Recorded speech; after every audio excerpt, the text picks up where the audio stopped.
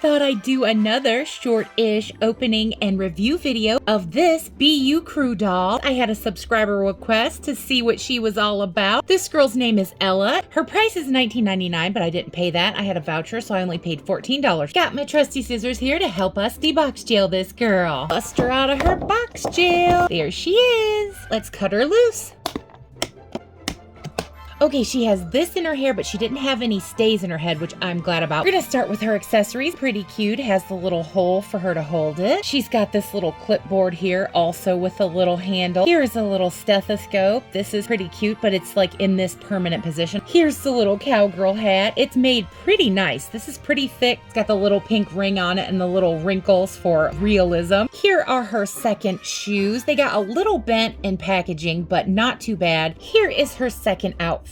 Coat is made really nice. It has faux stitch pockets. It has a collar and like this interfacing hemmed all the way around. The underdress material is not as nice as the coat, but it is still pretty nice. None of that crepe papery material. It's hemmed at the bottom. It's hemmed up here at the neck, and it is hemmed around both of the armholes. Pretty nice quality. I'd give this about a 9. This is a standard Barbie next to her. I put this girl on a stand. The stand is mine. She didn't come with it. Here she is. Ha ha ha, close up. Love the face on these. That's why I grabbed them, because the faces were so super cute. Is the hair straight out of the box after I took that thing out. It feels softer than poly. It doesn't have that really bad gritty texture, but it could still be a nicer poly. I am not for positive. I would have to say I'd give it about an 8.5, 9. The little outfit is adorable. This little shirt has a shiny star on it, and it has pink sleeves and a pink collar. It is hemmed all the way around. It has the nice Velcro in the back. So does the little skirt. The only thing I didn't really care for is that they poke so many holes through the clothing. That's kind of a want. Other than that, the clothing is pretty nice. Shoe time. These are pretty cute. They have the buckle there for detailing. See, a little dirty. Probably can get that off. Not a big deal. That's my experience. She kind of has a little up down, but not really. A little side, but it doesn't really want to stay. It does go all the way around though. She has the up,